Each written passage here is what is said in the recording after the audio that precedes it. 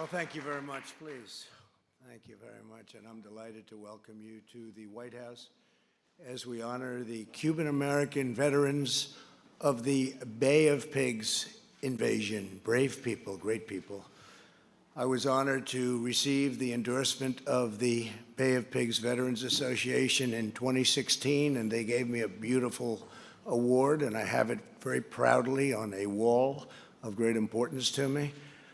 And I just understood that once again, I've received your official endorsement and support, and I very much thank you for that. Thank you all very much.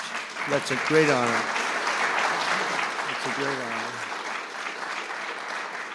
Today, we reaffirm our ironclad solidarity with the Cuban people and our eternal conviction that freedom will prevail over the sinister forces of communism and evil of many different forms.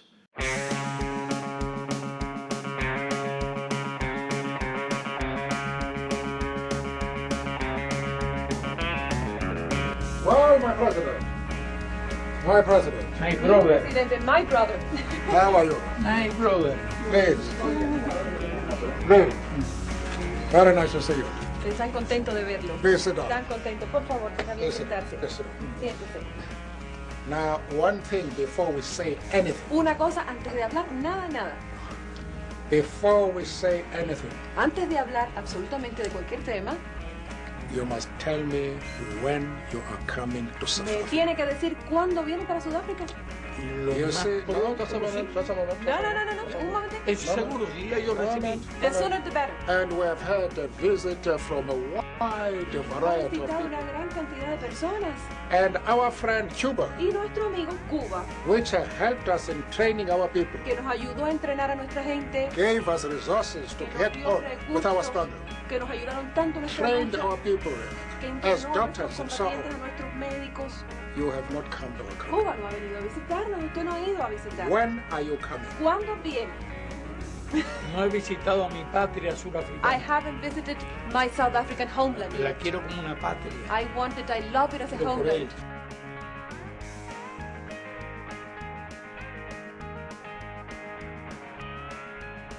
homeland. All right. Welcome, everybody, to this week's episode of Left Reckoning.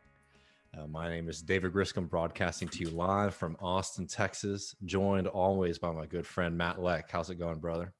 It's going very well, David. It's going extremely well. I'm here with the veterans of the Little Bighorn River Veterans Association, and they gave me an award, and I put it on one of the best walls that I got, and I just thank you guys. You really did it. You really love me, and I see why. God, it's just so Trump is so fascinating sometimes to hear him say things like his very special wall. I'd really like to get a glimpse of that. He But it's he keeps calling their endorsement of him in the presidential campaign's awards, the Bay of Pigs Award, and it's a beautiful thing, this Bay of Pigs Award. It's so beautiful. Well, what is truly beautiful is that freedom is alive and well in Cuba as they are marching forward in vaccinating all of their people, as they are doing, it should also be noted, in Bolivia, where they're facing legal challenges right now from the right wing and the bourgeoisie of that country, who are feeling so oppressed because Bolivia is making an effort to make sure that everybody in that society gets access to the vaccine, not just the 1%. But a little bit more on that later and in the post game. We got a big show for y'all tonight.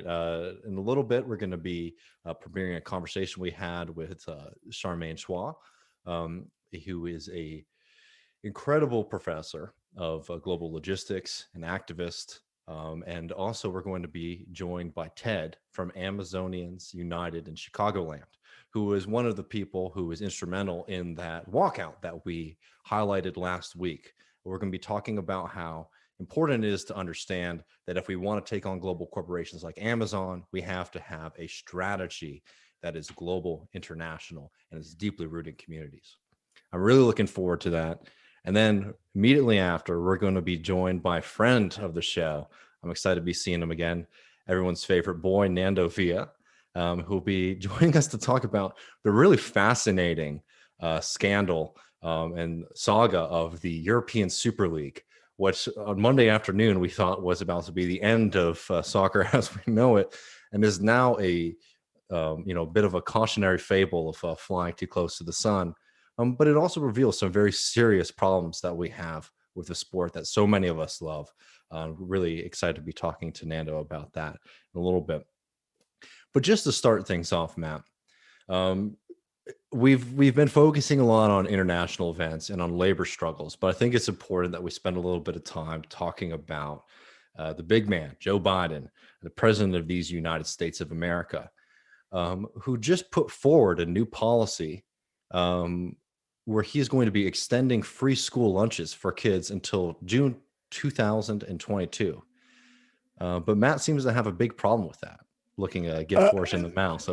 Yeah, that's not exactly how I would phrase it. I'm happy with this Biden administration. Basically, what they're doing is changing these, I guess, guidelines that the USDA is in charge of in terms of how school lunches can be provided. So the kids have to be in schools.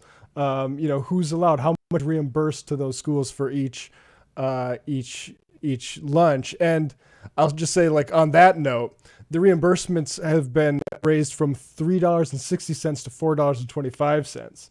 And I'll just say, like, that's welcome, but that still seems to my ear a little bit low, and we could probably do a little bit better than, especially since a lot of this increase going to the reimbursements is going to be caught up in things like packaging that you would need to do for like the COVID response. And I just want to play this video here.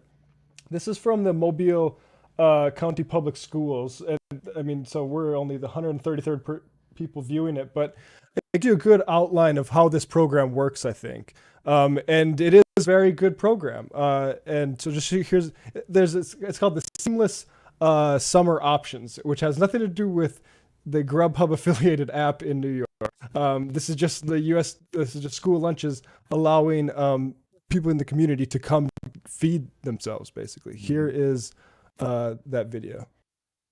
To prepare these meals, and they're good meals. For today's meal, we have pork roast, turkey roast, rice and gravy, collard greens, and roll. Three in the next part, y'all. So we're excited to have launched our feeding program where children can get free meals. We're doing it a little differently, where a family can come and pick up meals on Monday for the full week. So you'll get one hot meal, and then you'll get frozen meals to last Tuesday through Friday. Oh, I think this is a good program for the kids that, don't have what they need at home. So yeah, I think this is a good idea for those kids. We're really proud of our cafeteria workers. They've been working really hard to prepare these meals, and they're good meals. For today's meal, we have pork roast, turkey roast, rice and gravy, collard greens, and roll. And then we have all the rest of the meals for the other 4 days. And the parents said thank you so much. They really appreciate it. Thank y'all so much. I really appreciate it. My kids go to this school. And my friend told me they were starting today, so I was like, well, I might as well just stop by while I was in the area and pick up some stuff for them. So I think the importance of this is, like, one, it shows that we could have been doing this forever. This is just a choice. We haven't been doing this in schools. Parents, if you have a child who will... Sorry about that. And I'll also say the Trump administration started this, and it wasn't because, as we're going to allude to, they were pushed left. It's because this is the state of the state. The state right now, the state of the country is dire, and it cannot ignore these problems anymore. So these are COVID relief measures. So that, like that, and I'll say I put my tweet up at the beginning. It was a dashed off quote tweet saying "make it permanent" because obviously we should. It's got like over 1,000 retweets, almost 10,000 likes. It's gone viral in a way that, like, I was not expecting when I mindlessly, like, dashed it off, because this is clearly a serious problem that people feel that, and we've been basically abusing kids in this country by making them go to school with not enough food in their stomachs, and it needs to be continued. And it's just interesting the way you hear, like, Vilsack and the ag department talk about the win-win, and there's 12 million kids going hungry. Well, what about the kids before the pandemic that were going hungry, right? Nonetheless, like, I love the image of people going to a school if they want a meal and just picking one up. That's something we can do in any community we want for anybody who's hungry, and it should be continued after the pandemic. And I don't know what the process to make it permanent, but it's within the Democrats' hands right now, and it's a choice if they don't. And I think that's the point to make, is that it's a choice to not continue these programs and to not make them permanent. We've always had the ability to do these things. They just haven't been doing them. Right. And like right now is no special gift, because schools need to start preparing for next school year. So all this really does is extend it through the next school year so schools can get that planning underway. It's not so like it is really still, we're still in the emergency measure. Nothing's been granted that isn't based on this state of this like emergency period we're in. Yeah. And, in this country, right, it's so amazing. And we'll talk in the post game about Cuba a little bit more in depth, but it's so amazing to see people like Trump and even people like Biden rail about a country like Cuba, a country that is faced with extreme poverty. There's no doubt about that. The reasons for that are fairly clear, that the United States has been forcing an ongoing blockade, that now even with this, more left, president, they're still wanting to continue and still not going to remove Cuba from the state sponsors of terrorism list. These are things that just to duck in there, I think that's for their relationship with Venezuela, which is like, think about any petty ass complaint you hear about guilty by association from the right. Like, we're literally putting countries on a bullshit list of state-sponsored terror because they happen to have allies in an area of the world. And this is a country that is still very friendly to Saudi Arabia and the apartheid state in Israel, right? Like people or countries that actually enact terror against members of their own society. And like when it comes to free school lunches, this is something that's very important to me. Like, I am a beneficiary of that program. It meant that every day I got to have a full meal. It was something that, I'm a big guy. I needed a lot of food, and, it wasn't always as accessible as it, at home because of, the difficulties of, raising children in this society, and all those ridiculous. America is one of the most insane countries in the way that it treats poor people and particularly young families. But all of this, is just to get to this point. They've always had the ability to do this, but this pandemic and this shift that we're seeing is making the state act very differently. And when we're trying to understand what the Biden administration is, so that we can build popular movements that can, break from that and to build something very different, to build a socialist future, we have to understand why the Biden administration is doing what it is. And Matt, do you mind if you have that Owen Jones tweet? I just want to use this as a jumping off point. Not particularly, like, I have my very serious criticisms of Owen Jones and his writing, and some of his political perspectives, but I really don't want to, go into flame war with anybody. I just want to use this as a jumping off point, so that we can understand a pretty popular line of thinking that we're getting, not just from folks like Owen Jones, but from op-ed writers in the New York Times. Owen Jones says here, when the Biden-Sanders Unity Task Force was established last year to develop a radical policy program for the Democrats, many of us feared it would be ignored, but it hasn't been. The U.S. left has shifted the Democrats, and unlike here, they're treated as partners, not enemies. And he made a big deal to make sure that people weren't missing the second point of his tweet here, where he says, that isn't to say that there aren't huge problems with the Biden administration or to claim its domestic policies are anywhere near radical enough. And that's without even discussing foreign policy. It is to say the U.S. left has won certain gains that should be built upon. The point that we're trying to make here, I'm just going to say up front, is not to demoralize people, but it's so that we don't make these mistakes, because this is a very popular line, not just from people like Owen Jones, who are on the left and want to see a more radical and more egalitarian future. This is a line that we're also seeing from people in the New York Times and the Washington Post. This idea that essentially Biden is dropping the language and even the personas of the left, but it's enacting radical left-wing policies, right? I'm sorry to say to y'all, this is not the case. As Jones pointed, we're not even including foreign policy, but it has to be noted, Biden is not showing up when it comes to the border or on pipelines. And one thing that we've been seeing in this very early stages of the Biden administration is saying one thing and doing another. And this is a part of a very, very calculated, in my opinion, media strategy to be able to placate people in this country who are frustrated and think that something radical and different needs to be done, including how popular, for example, these school lunch programs are, into thinking that we have entered into, some new era of American politics now that the big orange bad man, Donald Trump, is gone. I think, some good examples of this are to look at what's going on right now with Biden's climate change plan. I remember, and it's sometimes so hard to go back to how inspired we all were during the Bernie Sanders campaign when they were putting out plan after plan that really seemed like it was up to the task of meeting the challenges in front of us. And we're seeing these big ticket plans from Biden that might be exciting if you're going on to this kind of like paradigm, like, oh, well, now the United States is willing to spend more on like big social programs or big transformative programs than it was in the past. But that would be making a huge mistake because, for example, under Donald Trump, we saw a lot of spending and a lot of very radical and new ideas being used to combat the COVID pandemic. And this is not praise for Trump. The point I'm trying to say is if Donald Trump is willing to break the rules of American politics to provide people with extra money. I've been pushed to the left. Yeah.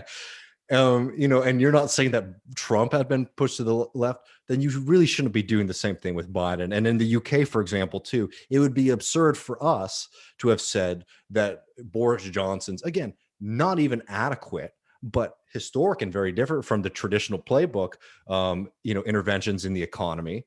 We wouldn't be saying, oh, Boris Johnson has now seen the light and gone left. And it's really important to be sober about this because this is a media narrative that's being pushed. And Matt, do you mind if we go back to the Adam 2s, unless you had something? Well, I was just going to say, if you're really following that closely, I mean, I don't think people could help but be disappointed by the, and I don't have them off the top of my head, but the community placements won by the squad. Like they weren't put in they were in really nice, showy, like oversight committee, which is good for, frankly, like creating propaganda content, bringing in CEOs and grilling them. And I love that. But in terms of like actually setting legislative priorities, they weren't given those roles. And that still remains to be seen. Now, to be extremely generous, a year prior to that, they were literally attacking Ilhan Omar for her saying all about the Benjamin. So like there's a slight bit of an improvement that you could clock, I guess. But yeah, like in terms of actually like bringing them aboard, it's not there yet at all.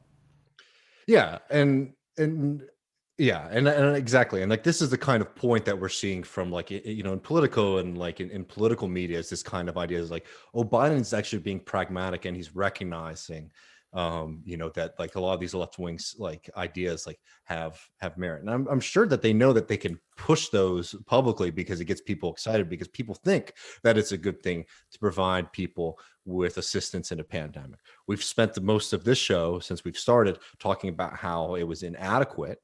But these are policies that people generally, except for the most insane corporate whores out there, understand are good for working folks, good for everybody, around us, right? Providing people with direct payments is good. Providing young people who need food with food is good. Providing people with access to healthcare to fight the COVID pandemic is good. And one of the big mistakes that folks can make especially on the left, especially on the part of society that's supposed to be critical and supposed to be building something different, is to not be dialectical and historical in our thinking, and to miss the fact that the United States is a consumer society, right, that has a very important role in maintaining global capitalism.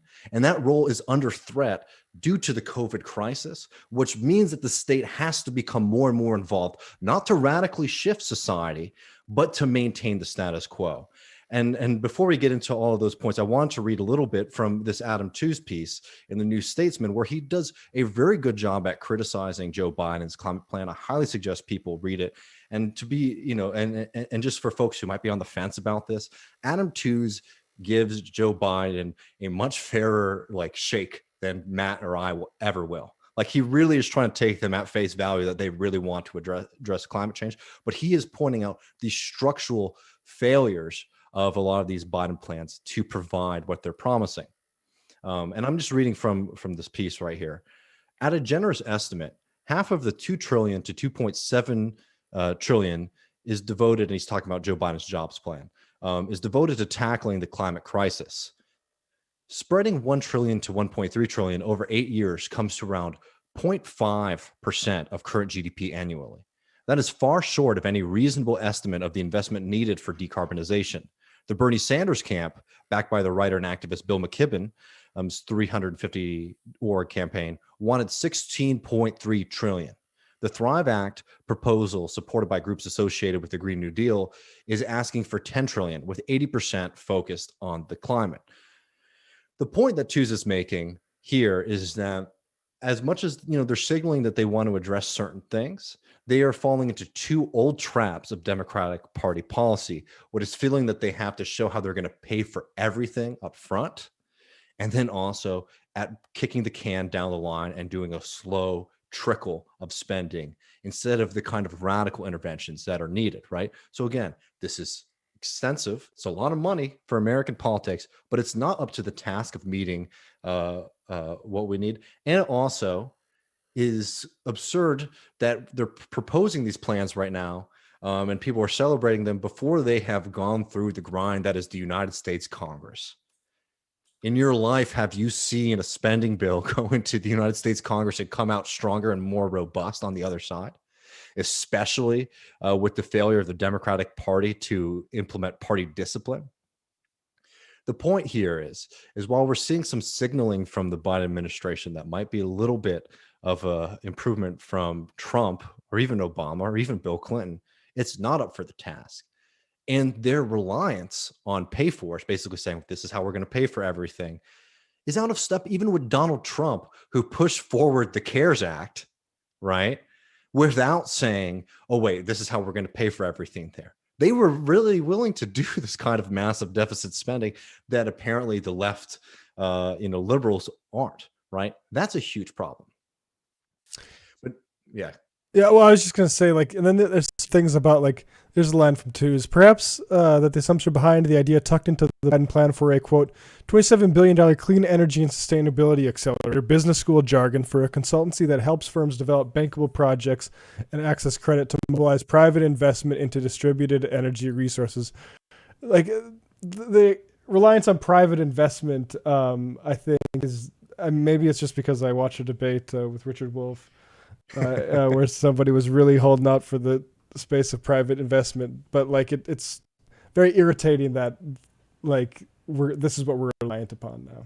Yeah, no, and I mean, I don't want to make this too long-winded because we could go all in all into the deep problems with the Biden administration and the ideology of using the market to solve these problems, right? But I want to just make a very quick point to people who consider themselves socialists and Marxists for them to take away from this conversation. You cannot make the mistake, right? We just talked about how the Biden plan was inadequate, but there's another aspect that Jones fell into, of mistaking more government intervention and more government spending for socialism, right? Socialism is not just about the balance sheet of the federal budget. Socialism is about changing the relationship and the dynamic of working people so that they can eventually control their own destiny, control their own workplace, and thusly control their own world, our own world. you can't make this mistake of thinking that increases in spending are like, okay, we've increased spending this much, we're now this much closer to socialism. That's a right-wing framework, and is one that if you read Lenin, he rails against because he said this is a huge mistake. We talked with Grace Blakely about this problem as well. I want to talk very briefly about what we call non-reformist reforms, right? People get very worked up about concepts of electoralism and things like that, which I think sort of misses the fundamental debates about what left social strategy has to be, right? What is a non-reformist reform? When we're doing these post-mortems of what happened in Bessemer, Alabama, when they went and they interviewed workers, one of the fundamental things that working class people said why they were afraid of engaging with the union was they were afraid of retaliation, particularly retaliation against their access to healthcare. They didn't want to lose their health insurance. The bosses in this American system control people's access to go to a doctor, an evil system that, that ties your life to appeasing those at the top of society, right? Eradicating that relationship allows people to have more freedom to fight on the workplace, on the level of the workplace, to fight in unions. It takes away a very powerful tool that the capitalist class has to implement discipline against working people who are trying to demand something different. We talk a lot about Leo Panitch a lot here on the show when we talk about non-reformist reforms, but because it's Lenin's birthday, I figured we should read a little bit of Lenin on this. And this is from a text. Is it up for everybody, Matt? Yep, it is. From 1913, Lenin, Marxism and Reformism. And I'm just going to read the opening paragraph here, right? Because this is going to hit at two different camps.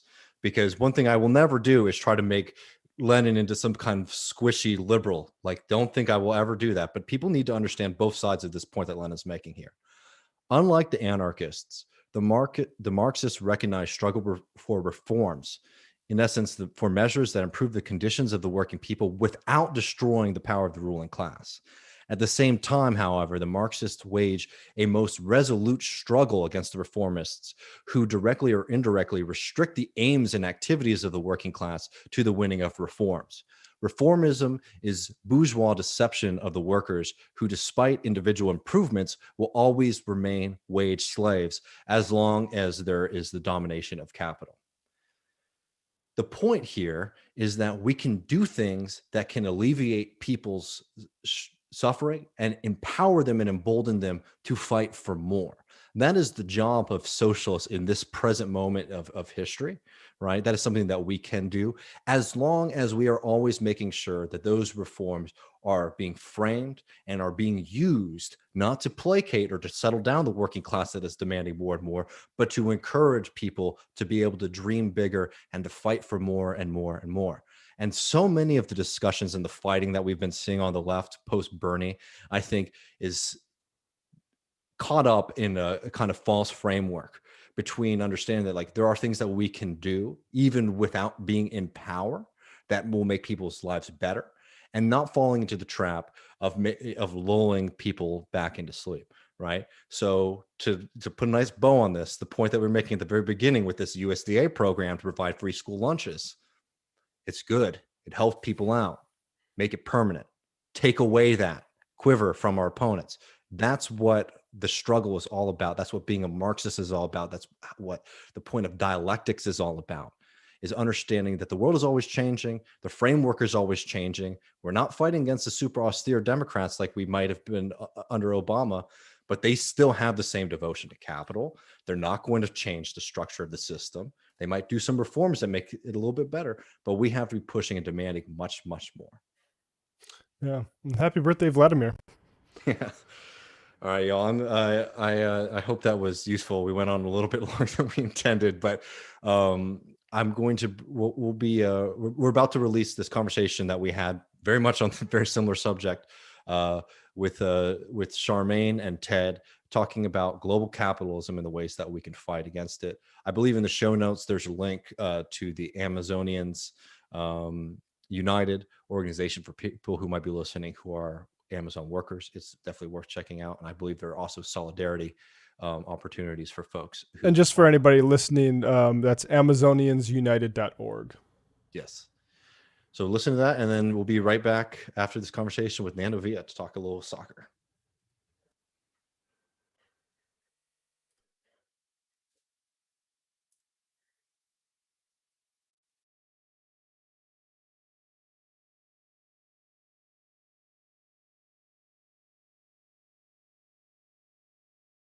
Welcome back, everybody, to Left Reckoning. You know, a lot of the conversations that we've been having over these past couple of weeks and we'll be having in the future are about, you know, corporations like Amazon, which, as we've seen in Bessemer, are a very mighty foe to come up against and, you know, have a bad history of tough working conditions and a very, very, very calculated strategy for union busting. I wanted to have this conversation today with Charmaine Chua, who is a professor of global studies at the University of California, Santa Barbara, and is also a member of the Amazonians United Solidarity Committee, and with Ted, who is an Amazon worker in Chicago, who is also an organizer with the Amazonians Chicagoland, about different ways that we can strategize about a corporation like Amazon, and also how that might, you know, bleed into other areas of, you know, global capitalism. As we are seeing more and more and more, the struggles that we might have on the workplace floor are shared by people all across the globe. And then if we want to build successful movements to challenge those systems, we're going to have to think globally about this. Well, thank you both so much for joining us today. Happy to be here. Thanks, David. Thanks, Yeah, Matt. thanks for inviting me also. Yeah, I'm really excited for this conversation. Well, I really want to, you know, throw to you first, Charmaine. If you could sort of talk a little bit about your piece that you put in Jacobin, called "Organizing Against Amazon Requires Strategizing Across Global Supply Chains." Could you sort of talk a little bit about the development of this, you know, global supply chain system that we're seeing, and how we can how we need to incorporate that in our different types of organizing in our local communities? Yeah, sure. So I think in the wake of Bessemer, a lot of what people have been reflecting on is, you know, not only the dismal state of labor law, not only sort of internal organizing on the factory floor, but what it actually requires for us to think about taking on a behemoth like Amazon. I think Amazon is, you know, like the Ford of the past, at the forefront of what changing industry looks like in the United States. And part of taking stock of what Amazon is requires actually reassessing what we used to have as, you know, old school labor organizing policies on the shop, strategies on the shop floor that were premised on this idea, right? That like the auto industry, which had huge centralized kind of automated manufacturing and assembly within the US, and therefore a single factory had huge power. Amazon works really differently. It's not a manufacturing company, right? It's a retailer. And it's a retailer whose whole premise is about, you know, delivering the last mile of delivery at the quickest time possible. So what that means is that Amazon's strategy matters less if you are targeting a single warehouse, given that Amazon has a tracking and tracing and supply chain management technological, you know, architecture that is really focused on figuring out how to get things to the fastest route possible, building in redundancies, thinking about ways to reroute around stoppages. And if you think through the implications of that, it means that even if Bessemer organized, you know, successfully unionized as a single warehouse, what that means for the network is much less clear.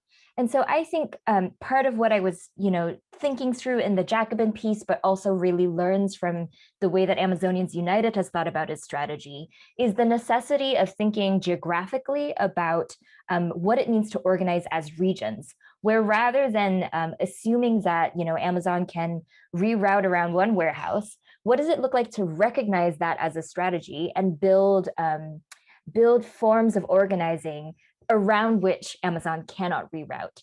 And I'll quickly say historically that there is a larger case for this in the kind of changing patterns of the global political economy. between the 1960s to present, there has been a huge shift in the way that capital accumulation has thought about itself, where the invention of the shipping container made shipping goods across the ocean so cheap, right? That it's now, I often give this example, it's cheaper to send a fish that's been caught in Alaska to China to be filleted and then shipped back again to American markets than it is to pay for labor to fillet it here. And what that means, of course, right, is that the shipping network has become so immensely mobile that manufacturing jobs that have left the US have been moved to other countries. And so I think there's a conversation here that we can also have about what it means to think strategically across not just the North American supply chain, but the global supply chain and the way that it relies on this kind of vast and intensely spread out hierarchical network of production, distribution, and circulation. And, in the case of, in the piece, you also talk about how in Europe, this kind of strategizing has been really important, particularly with in Germany when they were trying to sort of come after, Amazon. Basically, they needed to make sure that they were also building solidarity with Polish workers too, instead of just German workers. Yeah, Spiff, do you want to talk about this because you're part of that network? Sorry, Ted. Sure. Yeah, my understanding is Amazon Workers International are some of our counterparts in Europe, and they're organized in multiple countries. And they're much further along in their organization. I think many of them are in formal legal unions recognized by the German and Polish states and so on, Spain as well. And when they were highly organized in, I think, a number of German cities, and in applying pressure on Amazon to negotiate when they sought to go on strike and make demands. Amazon simply rerouted their packages through Poland, where my understanding is the pay is something like a third of the pay in Germany. And their network was simply, it was redundant enough that they could even reroute basically around an entire region of Germany through Poland to circumvent and break the strike. So yeah, that's my understanding of how the network has been flexibly used by Amazon to just work around workers getting organized. Is there anything else about just-in-time or flexible production as a worker that, what does that mean to you? Like those concepts? Yeah, I mean, what it means to us as workers is more so for those of us that work full-time in an Amazon warehouse, the day in, day out for us of work is, we see right now in Megacycle, which we work 1:20 a.m. to 11:50 a.m.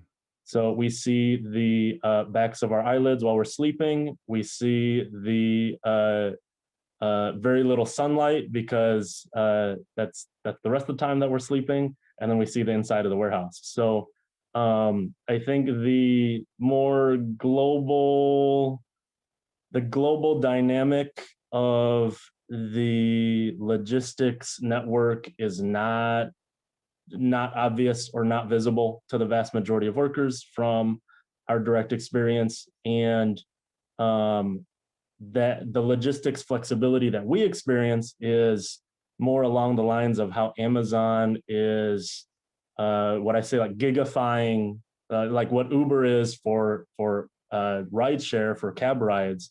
Amazon is gigifying logistics. They're turning warehouse work into basically a gig job where there's high turnover. The shifts are brutal, but they frequently, just based on how they schedule workers for each shift at each warehouse, they frequently, they call it an offer, and it's an opportunity to take a furlough day. They call it VTOs, or voluntary time off, as well as they frequently send out voluntary extra time or sometimes mandatory extra time. So they basically have shifts that workers can, on their phone, just like you can accept a ride share or put a call from an app, You can freely pick up new shifts or give up your hours. And what that means for us is on any given night, we don't know how many other coworkers we're going to have for any given night or how much volume there will be. However Amazon is choosing to run it, each night could have a different volume. We could have a different number of coworkers, and it's frequently due to obvious profit, greed, and so on. We're always understaffed because every night we show up and it turns out, well, 20% of our coworkers were given a voluntary time off, so they didn't even come into work, and now they're rushing the rest of us to work faster. And so to move the same amount of volume. And so that's the sort of flexibility that I think we see from the shop floor.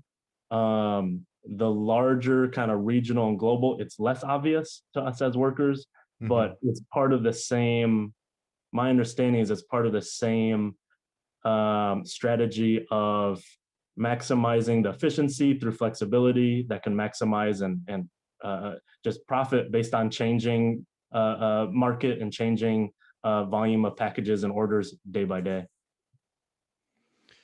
And I want to come back in a little bit, Ted, to talk about this like turnover and gigification stuff, because that's really interesting for organizing. But I just wanted to ask Charmaine here about this scale, because it's like obviously Amazon is doing this, but this seems to be the trend across the board for companies to rely on these quickly moving distribution networks. We saw that obviously really exposed to a lot of folks when COVID first hit. And people started to realize that there's a lot of people and a lot of moving pieces that go into providing all the goods and services that you rely on every day. But this is the general trend that we've been seeing for the past few decades towards this kind of distribution network or logistics network. Yeah, it's a really interesting question. And I think we're still figuring out just how much things are changing. I think the thing that is clear is that, when Amazon started Amazon Prime, which was in 2010, it's not that long ago. And yet many of us have no memory of what the world was like before we could click on a thing and have it arrive at our doorstep in 2 days, right? But it's a really recent development. And when Amazon proposed Prime delivery, it was a radically ridiculous thing that even they weren't sure shareholders would buy, right? The idea that you could charge $99 so that delivery itself became a commodity that you were selling felt unimaginable.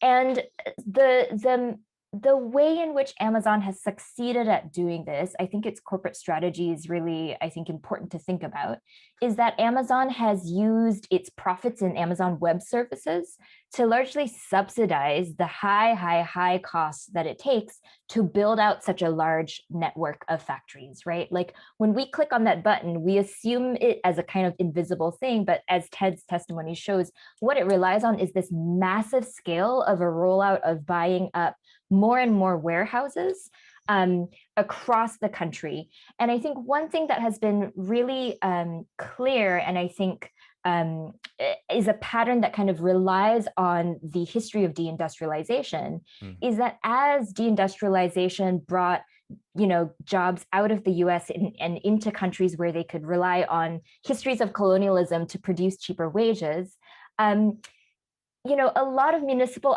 officials from California all the way to New York City, right, saw logistics as a viable growth strategy that they could then invite back into decaying neighborhoods. And they literally, if you talk to and look at historical documents, California officials, for example, saw it as a kind of new opening of a gateway to the new age of globalization. And I think what that means when we think about the scale at which Amazon now works and all of the companies that have now followed suit is that it has captured so much of the market share and pushed down the price of delivery so far that it can essentially use, I think, that the ways in which workers have now been kind of left out of more stable manufacturing jobs to its benefit. So when Amazon makes decisions around where to site warehouses and where to build them, they actually look at the median income in those neighborhoods. They certainly look at the property values of that neighborhood, right? And so what that means is they're building in the suburbs of Chicago, they're building in the suburbs of Minneapolis, they're building in the suburbs of California, all of which are increasingly places where more Black and brown, more lower wage, more working class folks who've been pushed out of cities because of rising real estate prices have gone.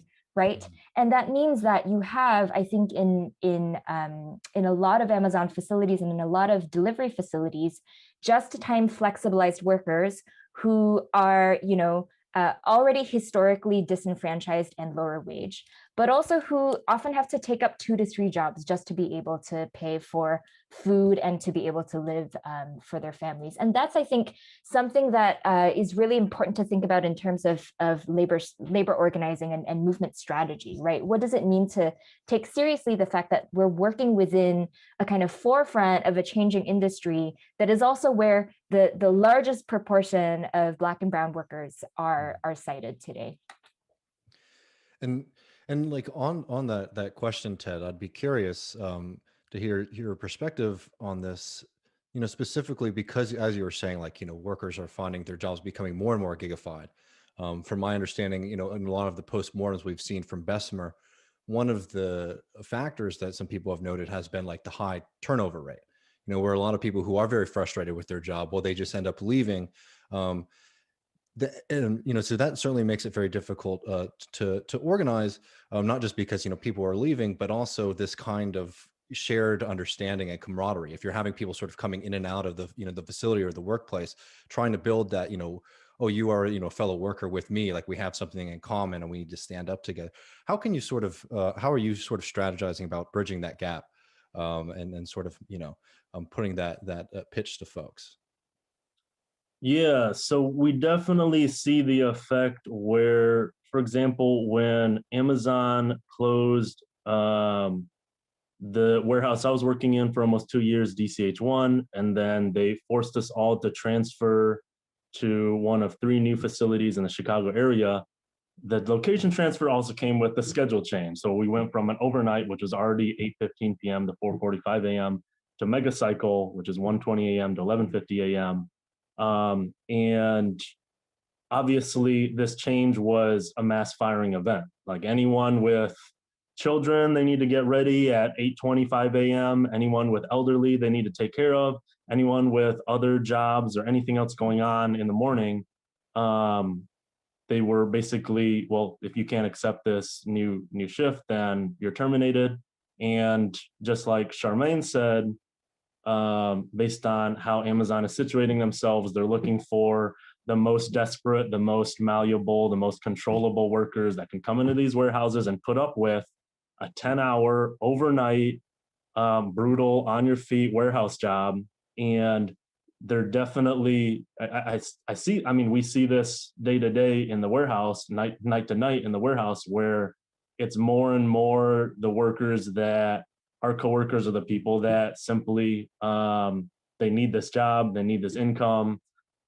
This is what's available because Amazon is more and more putting other companies out of business and kind of, and so there's definitely that effect. And how we've responded as Amazonians United Chicagoland, how we've continued to organize. We recognize that with high turnover, that means that we can't simply follow, I think, traditional models of organizing where whether it's focused on a card signing campaign where you hope that, in a certain period of time, you have enough people signed on that they'll still be around to make the vote and then still be around to negotiate and then still be around, I think a more paper-based organizing strategy is what gets kind of preempted by the high turnover.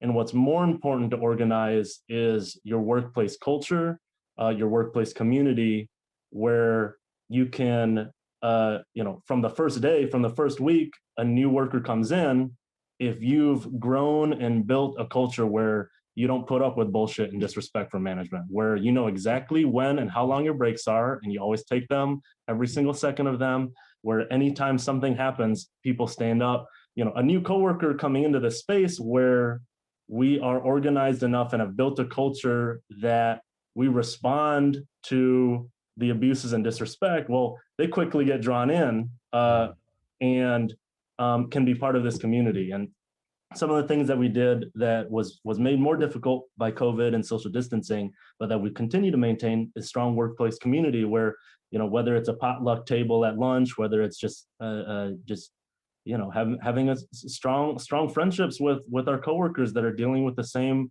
bullshit that we are. These are spaces where within a matter of days, new coworkers coworkers are frequently leaving for a whole variety of reasons. Their bodies are breaking down. They're finding other jobs that are better hours, whatever, family needs, whatever it might be. But new coworkers that are coming in can be quickly brought into community space together, and we can build relationships and kind of maintain our strength and connection as coworkers. And so I think high turnover, responding to high turnover means we need more community-based organizing, more culture-based organizing to really transform how we relate to each other as coworkers, how we think of ourselves in our own minds, how we treat each other, as opposed to something more superficial, even paper membership in a business union, for example, that sort of thing that I think those ties are less strong. Yeah, no, I mean, not to belabor everyone with this story again, but like in my experience, one of my first jobs was laying concrete. And, I was just like a young kid showing up, didn't know anybody else. And my boss almost immediately was trying to take advantage of me by making me pay for my own equipment. And everyone else on the floor, all the other coworkers, he drove me to Walmart, maybe buy concrete boots, right? And he said, I'll take that out of your paycheck at the end of the week. And I'm like, okay, I didn't know any better. And then I came back and everybody, came up to me and said, did he pay for those and I said, yeah, but he said he's gonna take them out of my paycheck. He said, well, that ain't right. And they all stood up to him. This is like 6-7 people, but they all stood up to him. And, this was in South Carolina, so it wasn't unionized work or anything like that. But it was, at least for me, was quite a baptizing moment in thinking about labor politics. Is that okay? Well, these guys are my friends and my teammates and my comrades, much more than any boss or anything like that. So I think that's exactly the way that we have to be thinking about it and being flexible. Do you mind? I know this is a big question, Ted, but how can we then expand that though, if we're saying that we have to be sort of global and regional in our perspectives? How can we build those ties that actually are going past just our face-to-face coworkers?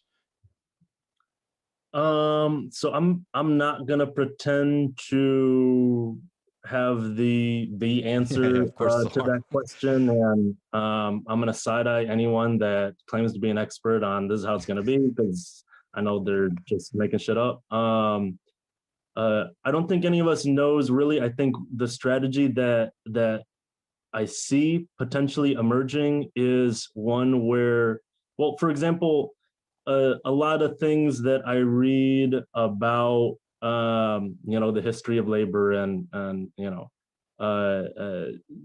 different struggles in different times. Take, for example, that, social media didn't exist for anything before 2000. I think a lot of the ways that we interact now as coworkers, I'm connected with many of my coworkers over Facebook, and we're interacting, outside of work, sometimes during break at work. And so I think there are different ways that we stay connected as coworkers, locally as well as globally.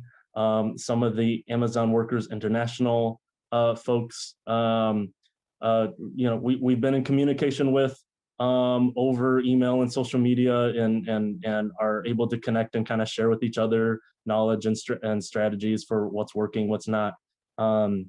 So I think leveraging the tools that are available that our elders and ancestors did not have available in new and creative ways, I think are important.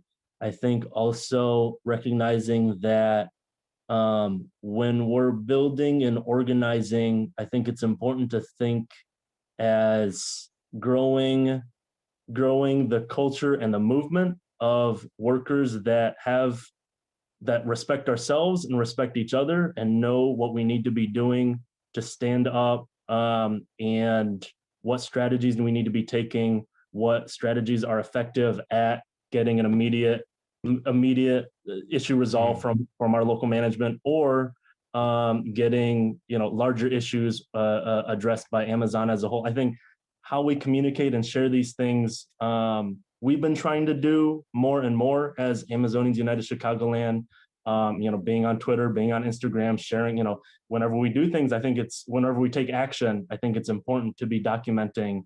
And, I have some great photographer friends that are always like, yeah, let me come through and we'll, here's a good shot. If we show this, then that image will, if you get a well-placed, social media, but a well-placed, even mainstream media piece, suddenly, we were getting calls from workers in Florida and in Maryland and in other states. I'm like, hey, we saw what you're doing. Like, we're trying to start our first petition. Like, how can we learn from you? And so I think it's just sort of being humble about not having the answers, being as smart as we can about the tools and technology that's available, and thinking regionally, but also dreaming globally in terms of whenever we act, whenever we organize, whenever we take action, know that we should also be kind of documenting and sharing, visually, emotionally, mentally, what we're doing with our coworkers in other parts of the world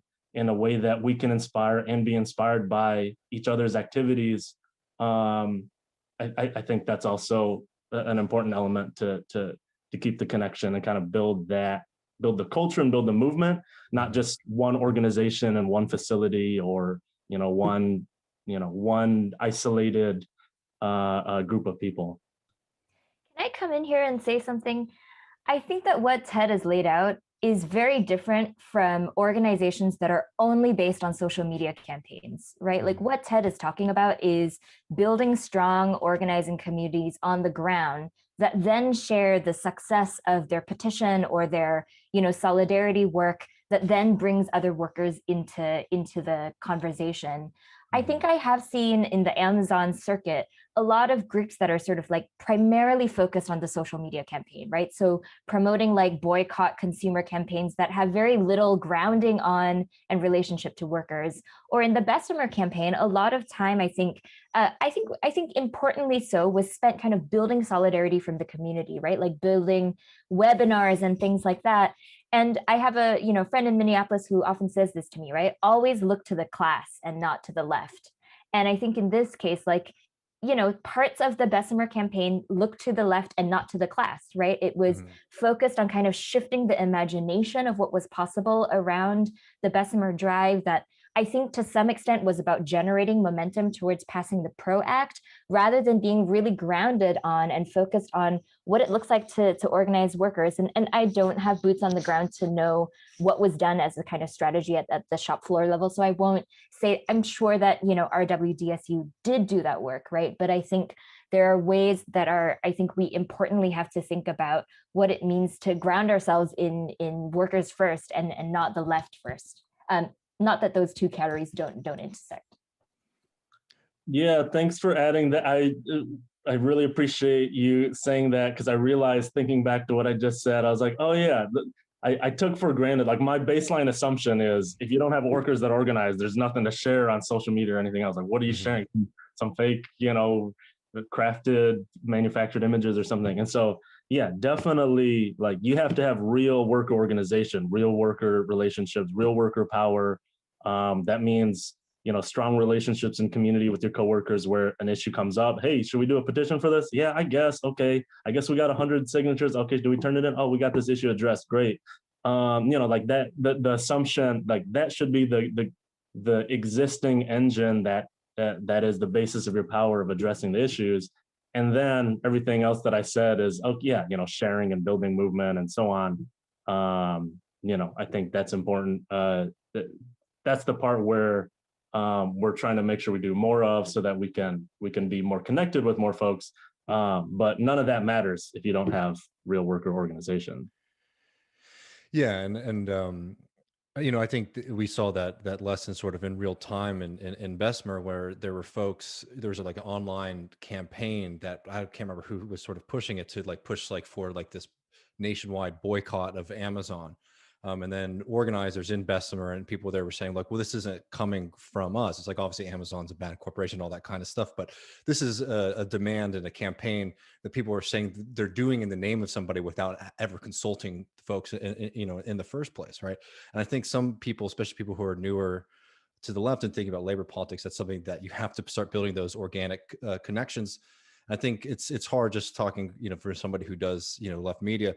A lot of folks, they see these as like, almost spectacle, like there's things to watch instead of like actually organic, movements. And I think it's really important to start being organized in your community, getting to know people in a very specific way rather than just watching. But before we moved on, I want to see if Charmaine had anything to add about just sort of organizing in the in the broader community and how we can think about that in relation to these labor struggles. Yeah, thanks, David. I think to add to Smith, I don't think anybody has clear answers here, but one thing that I think Amazonians United has been highlighting and that I've been really interested in thinking about is the extent to which taking really seriously the fact that many workers in Amazon warehouses are immigrants, right? Is that I think there has been this kind of ongoing assumption that the primary way that we relate to each other and change our material experiences is primarily through our identification as workers. And I think that that's right to a lot of extents, right? Worker organizing involves bringing people into conversation on class-based and work-based issues that challenge you on the shop floor. But I think there's also lots of interesting ways in which people are starting to think about what it looks like to develop and concentrate on the fact that you are organizing within and between immigrant networks, right? So the Awood Center outside of Minneapolis in Shakopee, for example, primarily it's Somali immigrant refugee workers. So I think they do and spend a lot of time on thinking about what it would look like to organize while focused on immigrant identities in addition to work-based identities. I think the other interesting example to think through is that the ConAgra plant, which was unionized by UFCW in the early 2000s, one of the kind of strategies that they used was that a lot of the immigrant meat packers in Omaha, Nebraska were Christians, right? So they gathered in a church, and it was Guatemalans, Salvadorans, Mexican beef plant packing house workers who came together under the community that Christianity or religion was bringing them together with.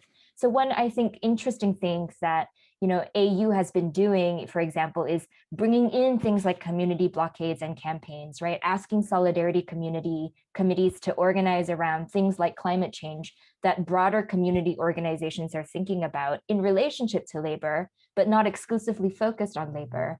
And I think that there is some exploration that we have yet to fully think through there about linking workers' movements to community organizing more broadly. I think that's very on, and also like it's no accident that we're seeing these the success of like these gigafied movements, from corporations like Uber and Amazon, and this sort of difficulty when it comes to organizing, when people consider themselves as members of a class, just because this also coinciding with the time where more and more of those social spaces have been destroyed by neoliberalism, right? So like where those community spaces actually are existing and are really strong, leaning on those and building those out is really important, because I don't know, neoliberalism has very much like decimated, a lot of people's sense of community, and leaning into that and rebuilding it, understanding that it's something that's radical and has a lot of organizing potential. Is also just an important thing as a human being to be a member of a community too. Not to sound like, anyway, is something worthwhile.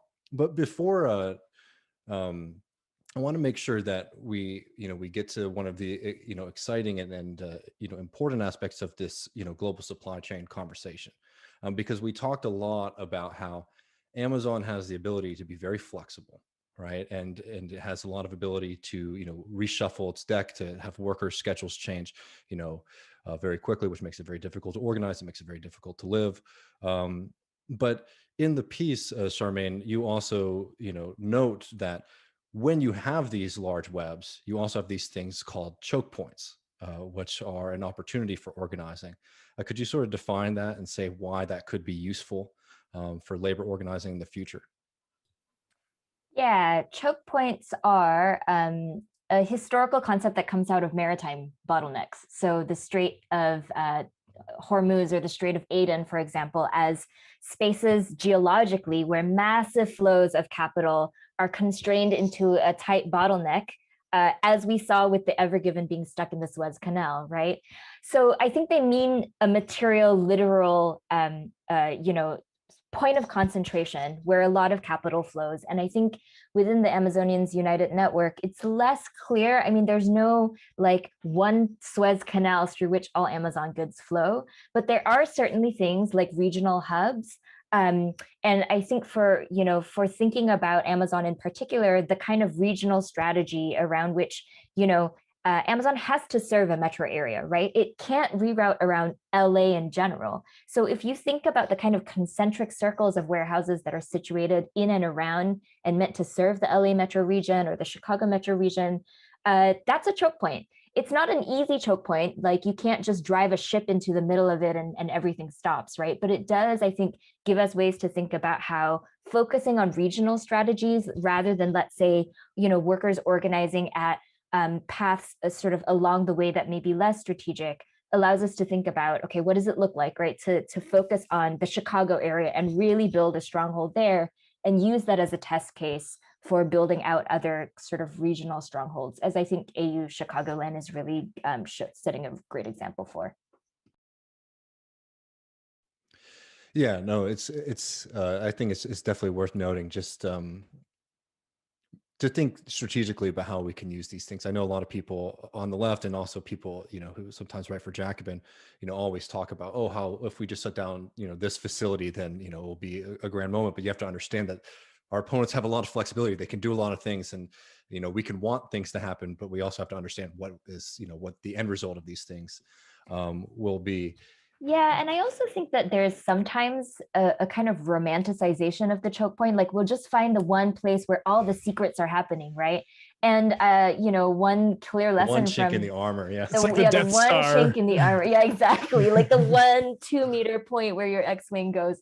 But I think the important thing to remember is that there are just no shortcuts to organizing. It requires a strategy that like relies on building the kinds of slow forms of community that Ted's talking about, and that takes time, right?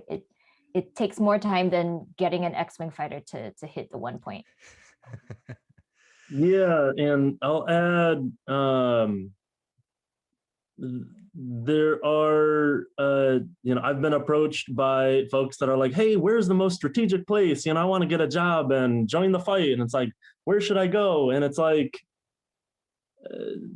I think Charmaine called it like a romanticization by, lefties or other folks. And I think I agree with that analysis. I think the idea, are we all getting, is everyone going to try to get a job as a ship captain and find shipping routes that go through canals? Like, is that, you know what I mean? Like, is that really what this, like, is that the goal? Or, what I frequently suggest, friends that are looking for jobs, anyone else that's, yeah, I want to organize at Amazon too. Okay, great, get a job. But what matters more than where's that choke point, where's the one warehouse in your entire area that, is the biggest bottleneck, which as big as Amazon is, it's unlikely there are single bottlenecks in any region.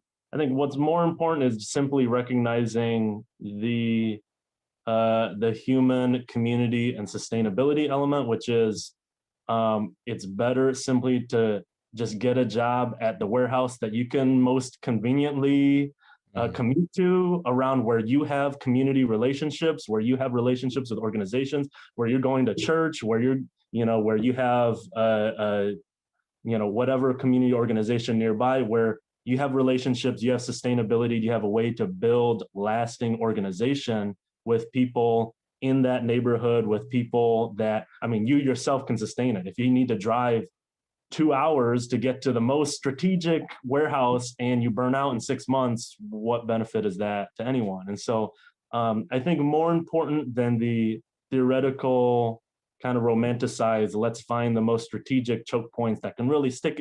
It's more, where can we sustainably build long-lasting organization and community? And I think for that, it's more like what's closest to where you live, where do you have existing relationships and community and can kind of bring that in. And especially where we are now with how unorganized, or at this early point of organizing at Amazon, I think it's better to get something started that lasts than to go for the most whatever theoretically strategic thing and then have nothing happen and then dissipate, and then we're 10 years closer to extinction from climate destruction or something. You know what I mean? So like, do something, like take action and do something, but do it in a sustainable way. Like, be practical. Don't be romantically theoretical about your academic analysis of work. I love academics, nothing against you. I'm just it's chill, bro. No, I think that's exactly it. And building community and being sustainable, I think, is the right way to think about it. I've been trying to remind folks, I'm not one of these people who thinks we have to wait 200 years to get to the next step. But I am somebody who's always reminded people that historically, the position that we're in, it's going to take a lot of work. It's going to take time. It's going to take organizing and things like that. And they're really, if anyone is selling you something that's quick and easy, you probably shouldn't be listening to them, because it's going to, this is going to be a long fight, and we need each other also to get through it as well. Thank you so much, Ted, for taking the time. Thank you so much, Charmaine, as well. I really enjoyed this conversation. I hope to be able to do something again in the future. Thanks, David. Thanks, Matt. It's been such a pleasure to talk to y'all.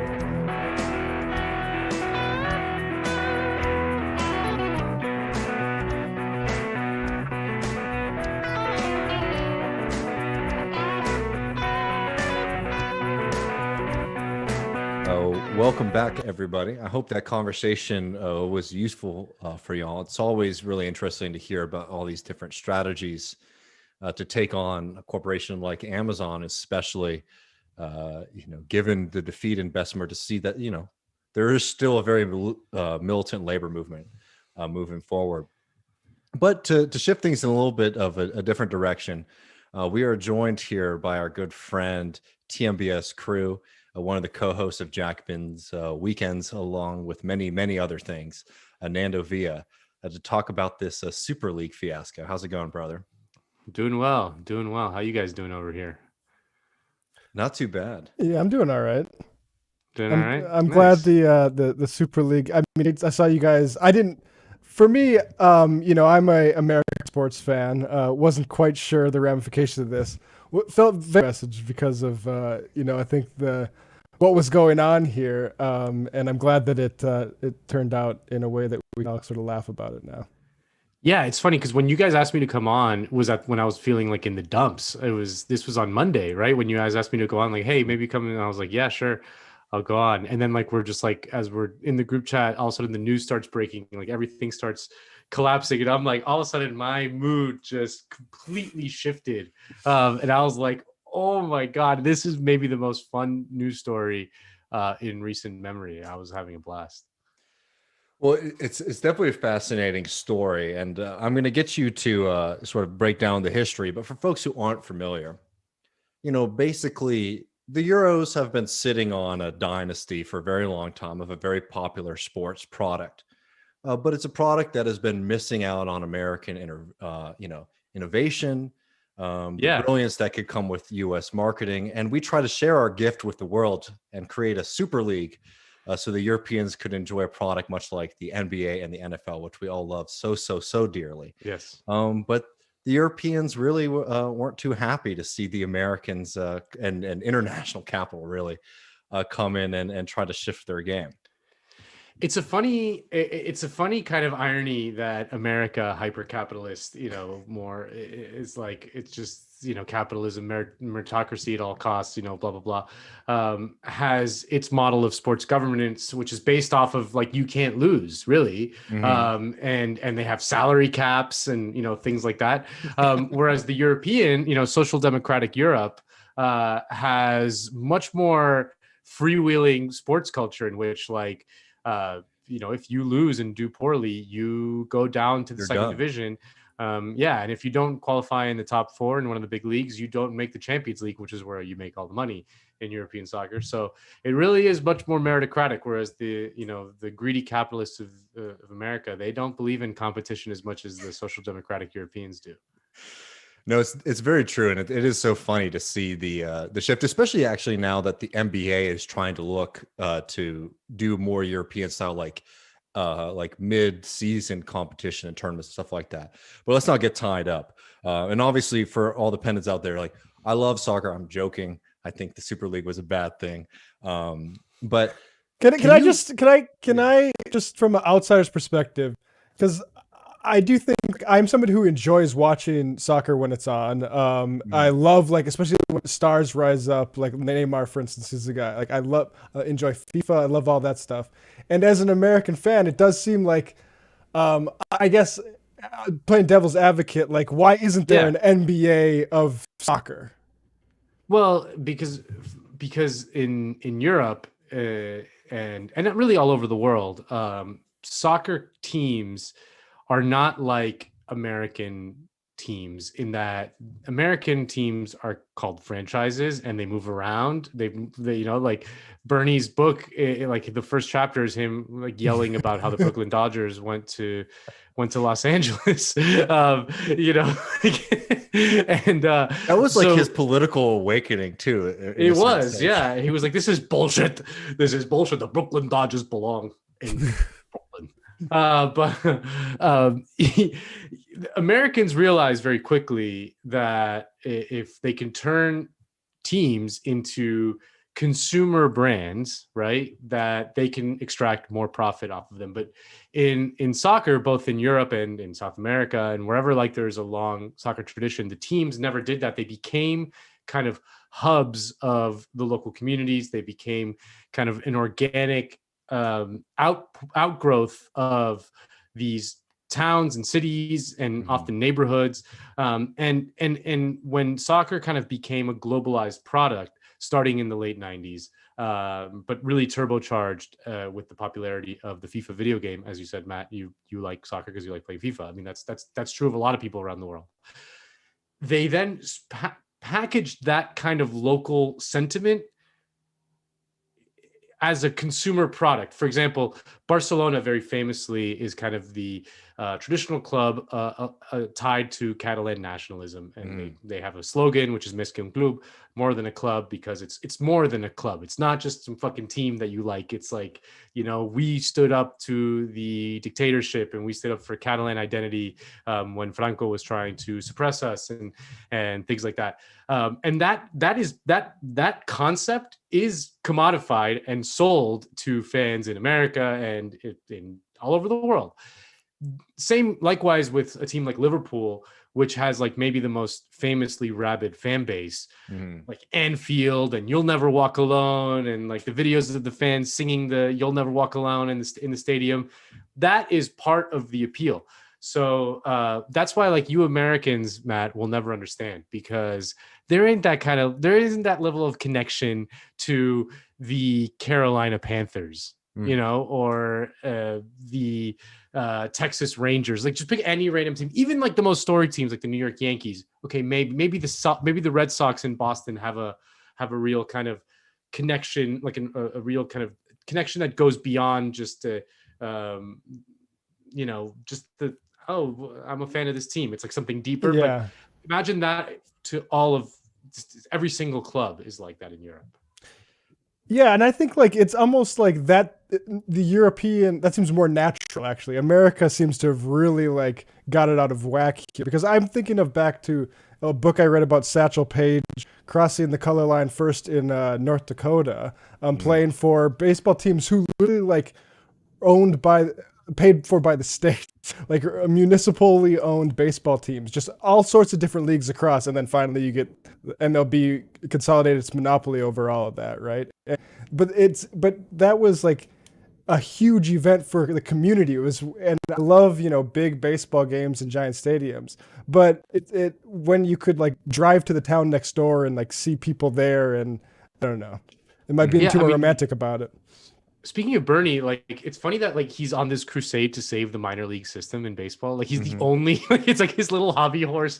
I can guarantee you, like in his meetings, like with his staff, they're like, Bernie's like, what are we doing to save the AA and AAA baseball leagues? Yes. And his staff is looking at him like, what? What are you talking about? And he's like, no, we got to put out a policy proposal to save, you know. But I gotta say, like, but he understands that it's. Yeah. That's why he does well in rural America, because in North Dakota, when I lived in North Dakota, it's like you might occasionally go to a Twins game or something like that, but all the like sort of sports advertised it's the local like AAA team or a minor league basketball team or arena football league team, right? Like that stuff actually, sports does naturally bring people together, and you know, it's just when it's like bastardized by capital that it becomes something alien.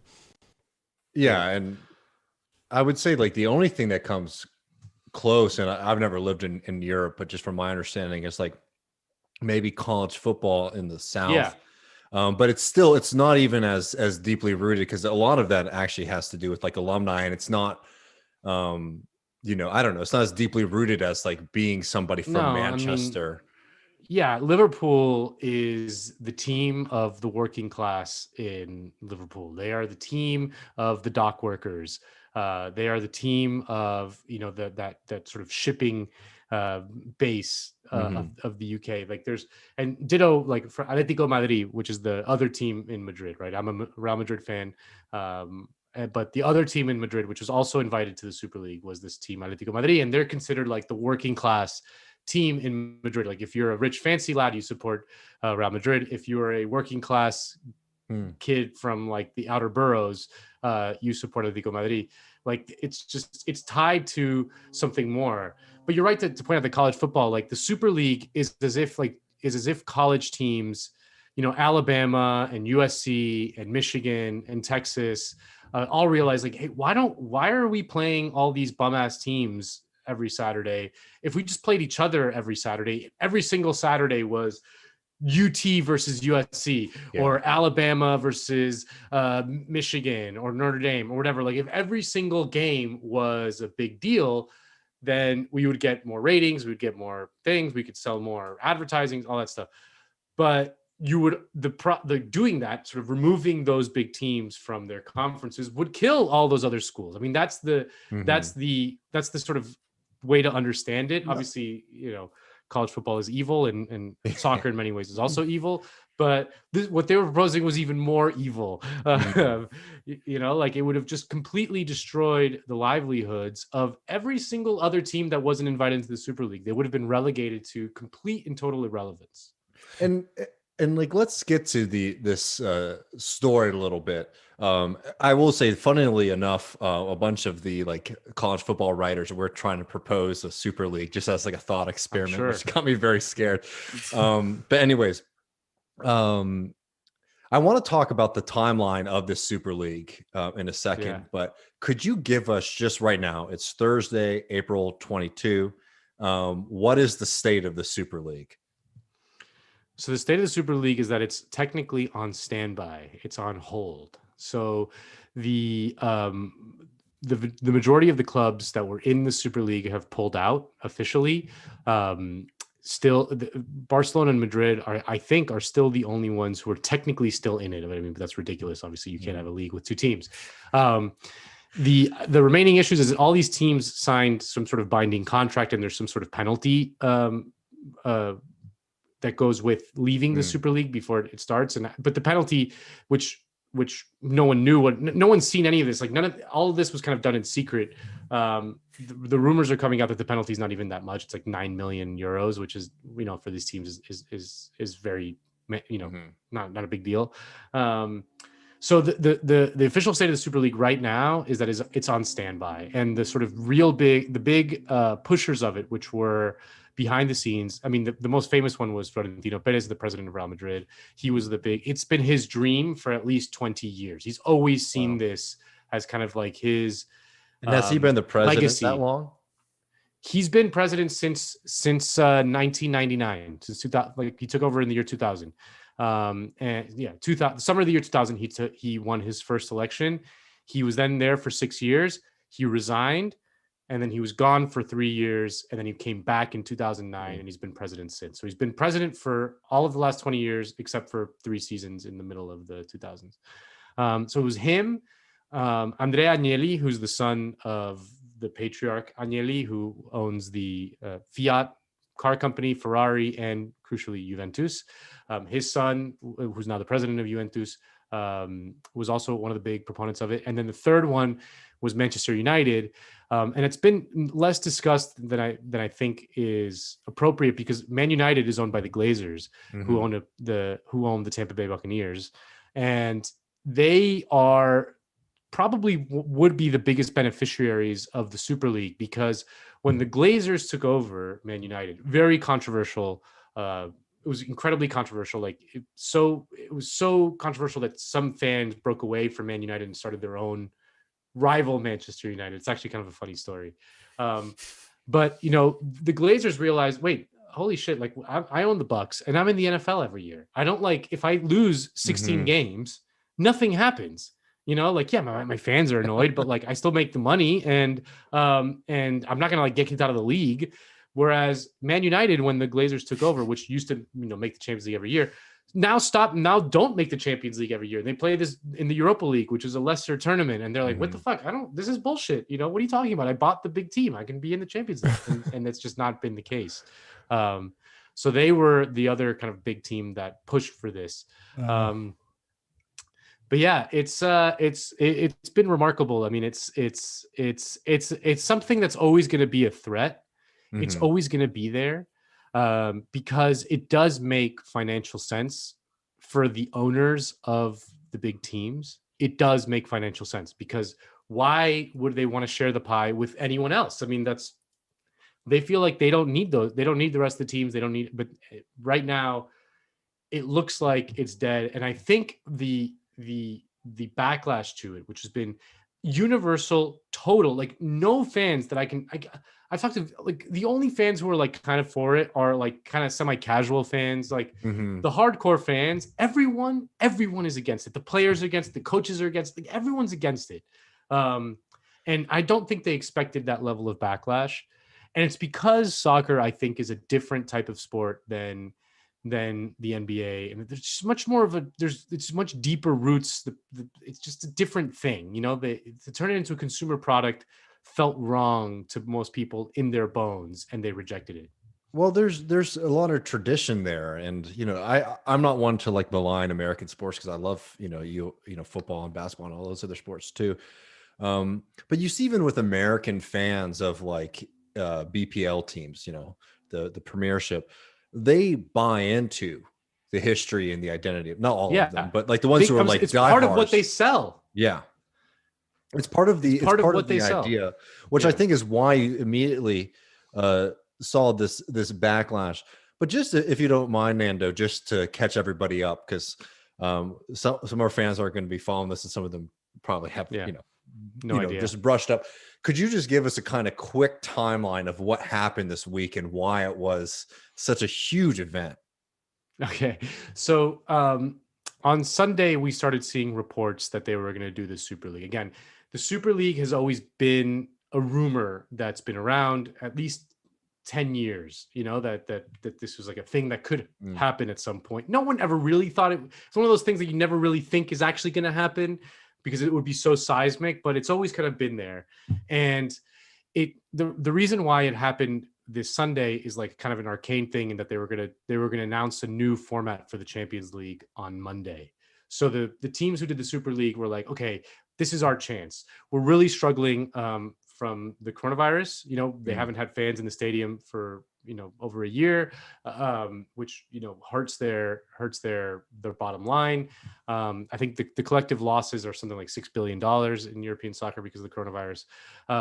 So like, this is our moment. This is our shot. We got to do this now. We got to fix our finances. We can't allow the new format of the Champions League to be announced without us announcing this breakaway league. And that's what it is. It's the teams getting together and saying, we do not compete with all, we are outside. We control our own thing. We just play against each other, and we're going to force everyone to watch us because we already have the largest fan bases. So that started leaking out on Sunday morning. And then Sunday night, we saw the official announcement of the Super League. And then that night, the president of Real Madrid went on a nationally televised show and spoke for 100 minutes, almost 2 hours. Wow. in a one-on-one interview, explaining the Super League, why they're doing it, you know, saying that soccer is in a crisis and that this is the only way they can save it, and blah, blah, blah. On Monday, that's when the reaction started coming out. And you saw the governing bodies, UEFA, FIFA, saying that they were against it. You started seeing some players like James Milner, the captain of Liverpool, came out and said he was against it. Jurgen Klopp, the coach of Liverpool, came out and said he was against it. Pep Guardiola, the coach of Manchester City, came out and said he was against it.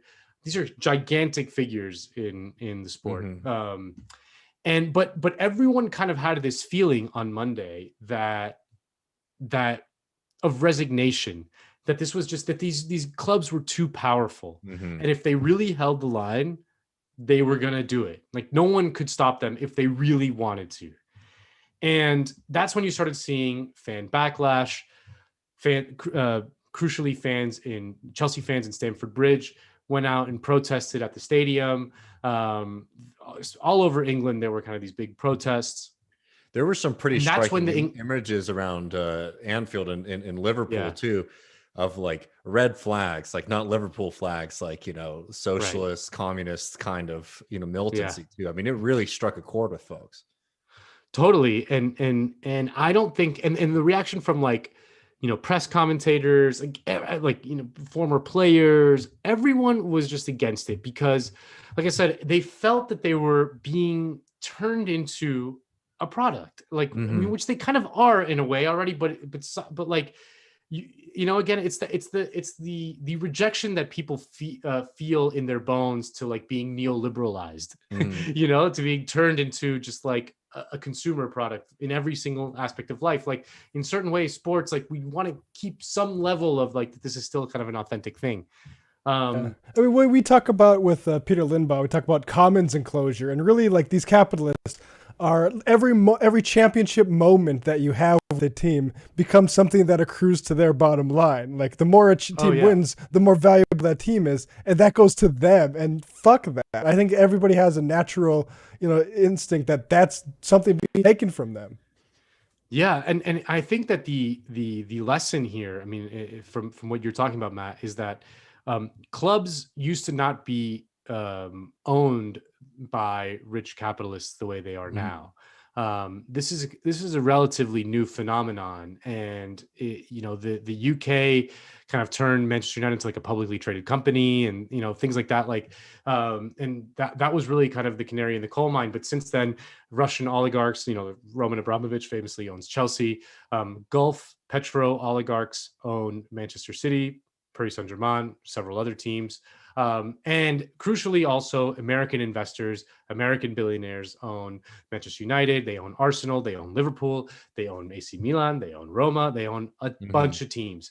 And like you said, like what they do is they need to extract profit. I mean, this is what it is. They need to extract profit. So again, this is something that people were always kind of against, but it wasn't until this Super League creation, which really threatened the heart of why they love the sport, that there was this big kind of rejection to it. I mean, like I said, there's always been opposition to the Glazers in Manchester United. People really hate them and really hated that they took over their club. But this was really kind of where it became widespread. So then on starting around Monday night or Tuesday morning, I'm like forgetting the exact timeline right now, but you started to hear rumors that one Premier League club was thinking about pulling out, and that would have been huge. Like they needed to stick together. Had they stuck it out, had they wrote it out, they probably would have pulled it off. But one team, especially a British team, getting out would have caused the whole thing to collapse. And so, like, I can only imagine the phone calls, like the Zoom meetings that were going on, fucking, are you fucking kidding me? You're getting out of this shit. Get this thing, grow some balls, you pussy. You gotta stay in this, and it's gonna be a great book.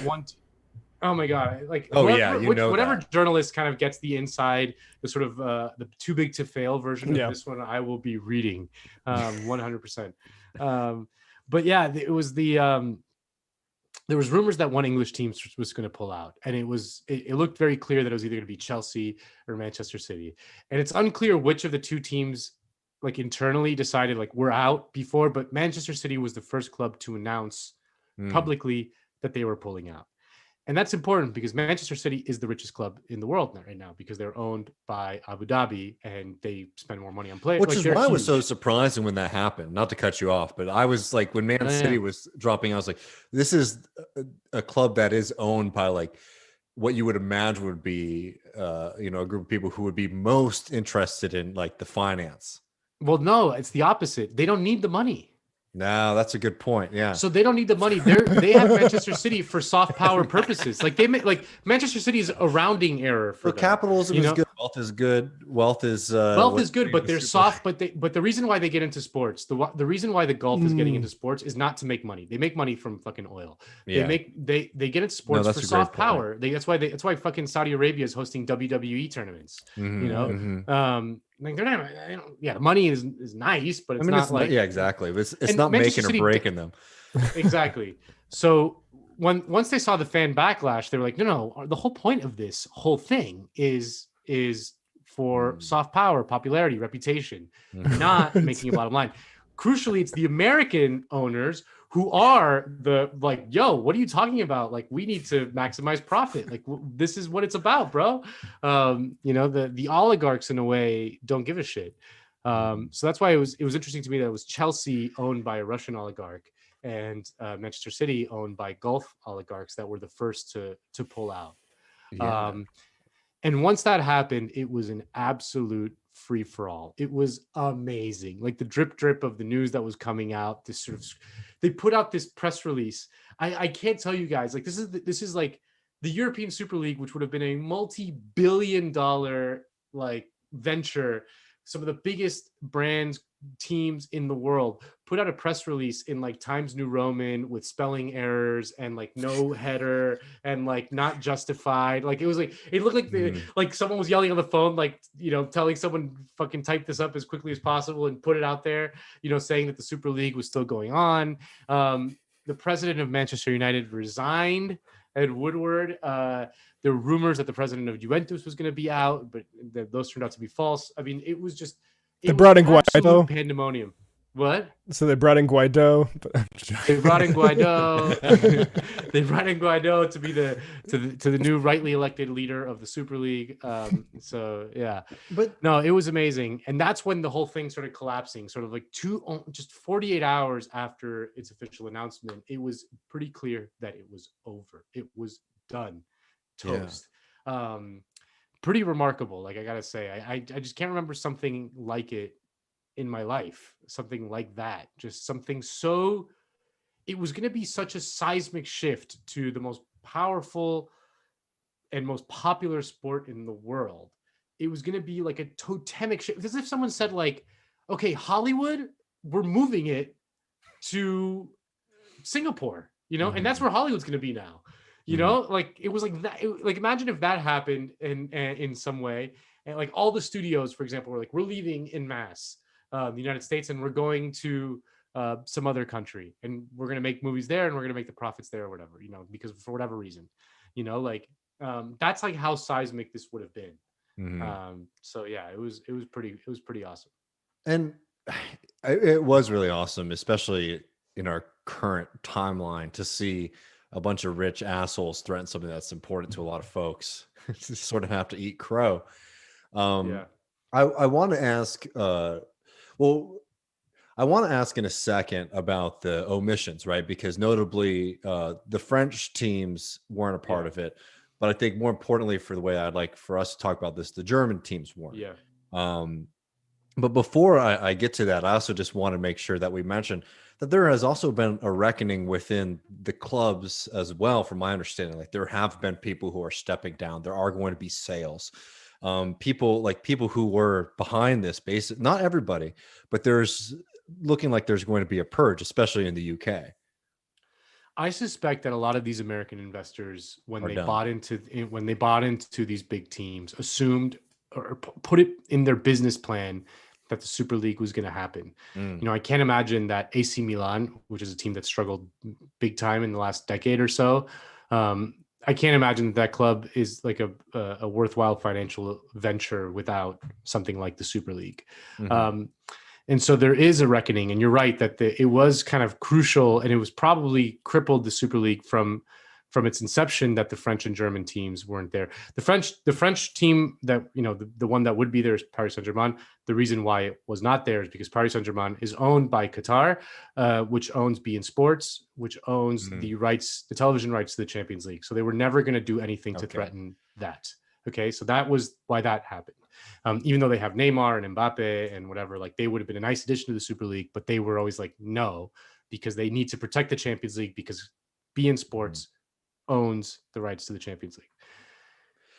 So the German teams, to cut you off, Nando, but I just wanted, like, for people who don't like follow soccer closely, the Champions League makes good money, and being in it can make a lot of money for your club. Particularly, it can be really great for a smaller mid-level club to get in. A big part of this Super League push is that all of these big names aren't always in the Champions League, and they're not always. So it's like, it's literally what was going on here was like an anti-competition move, right? Like, totally. Our clubs aren't winning enough to make us as much money as we want. Totally. So we're going to create a new league so that we can always, you know, at least be on the, you know, in the spectacle and the conversation. Yeah. So like ultimately, the UN Security Council. They were permanent members. Right. Like, because I think there's a surface level where somebody who's not familiar with the ins and outs of this would think, well, they're just getting all the best teams together so you can have the highest level of competition. But like you're saying, this is just like, because Manchester United, I recognize that as a major brand name. I had no idea that they'd fallen off. So, right. Big time, right. So, I mean, that's fascinating. AC Milan, which was arguably the most dominant team of the 80s and 90s, certainly the late 80s and early 90s, and also like, you know, won Champions Leagues in the early 2000s. They don't make the Champions League anymore. They haven't made it in a long time. Right. You know, ditto Tottenham Hotspur. Like, they don't make the Champions League. I mean, they make it like every once in a while, but not really. You know, that they're not like they haven't won. They've never won the Champions League. They've never won it, and they've only won the Premier. I think the last time they won a Premier League title, or I guess it was back then, it wasn't the Premier League, but it was like 60 years ago, and they were in the Super League. But yeah, so it was anti-competitive. I mean, the idea that they were permanent members, there's going to be 15 permanent members, and they were going to invite 5 new clubs every year. People were like, "What the fuck? This is bullshit! Like, this is just bullshit. This just cuts at the core of what the Champions League is about, what European soccer is about, where it's yeah, the big teams are not going to get relegated anymore. You know, like that doesn't happen anymore. But still, like the Yankees are just in the playoffs every year, basically. Right. Yeah, that's exactly it, Matt. Yeah. So, but yeah, I mean, David, you talk about the German teams, and the German teams are very interesting. The German Bundesliga has an ownership structure that it mandates a 50 plus one ownership, a fan ownership kind of structure. So like these clubs really are almost like trusts of the community, right? Like Bayern Munich, it really is. It's not like I don't know how to explain it. Like the club is run by former players. Like they have a very good connection with the local community. They really foment that. The fans kind of are very involved. Like they're very, very open to them. You know, the culture in German soccer is one of like extreme fan centric everything, from ticket prices to TV scheduling times. You know, like what's the best way for the local fans to be able to go to the stadium with their families, enjoy the game. You know. Hang out with the players. Like they even do like very kind of open fan events with their players and things like that. And they were never going to join the Super League. I mean, and that also crucially hobbled it, because you can't imagine a European Super League without Bayern Munich. I mean, that is just, they are just titans of the sport, and like having them out was just always going to be a weird thing. And what the Super League teams, like they just misread the local sentiment, both in the UK and in Germany. They just misread it. Like they did not expect the fan backlash, and that's just a pure misunderstanding of how soccer is felt in that part of the world, which I find interesting, because these people own the clubs, right? But they have no idea what those fucking people like want or think or anything like that. They're just completely removed. So yeah, they're using all their brain power for this high level executive decision making, and not understanding the fucking team that they own and what it means to the community. Yeah. No, it's really crazy, and while I don't appreciate the anti-American sentiment of a lot of the hatred that you get in the UK, I mean, it's 100% true that it's just absurd to have, like, for example, the Glazer family, who was the Tampa Bay Buccaneers, come in and act like they understand this club that is so storied and has deep roots in the community. But in the last couple of minutes, I would be curious what your thoughts are, because, like, look, we don't have, like, this is something that Corbyn got attacked for, as being so outlandish when he was talking about how important it was to return a little bit more fan control over the sport. But as socialists, like, I think it's like American sports is a whole other conversation, but I think that this is very applicable to American sports too. This understanding that, like, well, America is a great example of this, because, like, we publicly fund a lot of these teams in a sense, right? It's crazy. The stadiums, like, using public lands and things like that, but we have no ownership of them. I mean, try to go to an NFL game. Like, I've never been to one because I could never afford a ticket to an NFL game, let alone the Super Bowl, right? As much as we think of, like, football in the United States as being like a working class, sport, it's to watch on TV, unless you're the Green Bay Packers, owned by the fans. Yeah. And like, and those models are exciting. I think that, we can even argue for more expanded versions of that. But the reason that Well, just to note a quick, David, on that is the NFL has outlawed anybody following in the Green Bay model. So really, they're so evil. Yeah. I mean, this is like what they wanted. They basically wanted to create the NFL with the European Super League, in which the owners of the teams basically run everything. They control everything. Mhm. Right now they don't, and it pisses them off. Mhm. And that's really what they wanted to do. And they would have created like the situation with the NFL, in which the owners are like little mini kings that we have in America. I mean, Jerry Jones, like the amount of power that he has, because he is just like, he runs the NFL. Like it's crazy.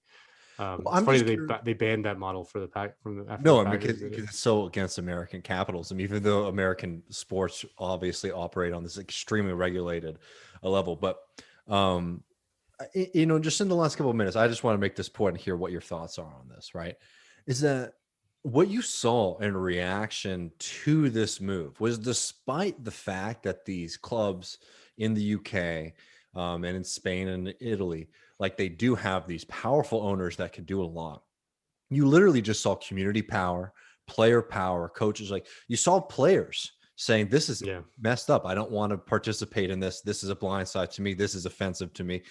Standing with protesters. I know like Peter Cech, who's a legendary goalkeeper for Chelsea, like addressed the crowd of protesters outside, said like, we're going to take care of this. And then a couple hours later, they made the announcement, right? It was a really interesting moment that despite even like the legal control that certain people have over this, that the fans and the players, were basically able to push and fight for a different outcome. And also juxtapose that with the fact that in Germany, they have the 50+1 rule, right? Where you can't have these outside international billionaire firms. Like you don't have the same kind of, Russian oligarchs like own Chelsea or families, like own Man City owning German teams. And I don't think the German system is necessarily perfect. But we definitely saw like an alternative vision of what soccer could be in a better world, right? Yeah, absolutely. And I think that it would be kind of hilarious because this was such a flashpoint in the UK. I can't stress enough like how widespread the English reaction was to this. Where like the fucking Crown got behind it, the fucking Prime Minister got behind it. Like Boris Johnson was like, we're gonna do everything we can to stop this. And I would not be surprised. I mean, I would be kind of surprised, but it's not outside the realm of imagination to imagine Boris Johnson, fucking Tory, disgusting Just a man baby, pig, but kind of has a feel for what's, you know what I mean? Like that's why he backed Brexit when everyone else in his party was against it. He was like, he felt that there was something in the ether, so to speak. Like he has kind of a feel for that, a genuine kind of populist feel for the crowd. And you can imagine a situation in which he was like, he took advantage of this and passed some sort of like reform through parliament, because like apparently like 100% of parliament was united in their condemnation of the European Super League. Like it's like the first time that's happened in like however the fuck long. What, Rees-Mogg? It was like Rees-Mogg was against it. Everyone was like, and Lord Chantfordshire Bump the Fuck Woolery was also behind it. Like all these fucking inbred people. But like,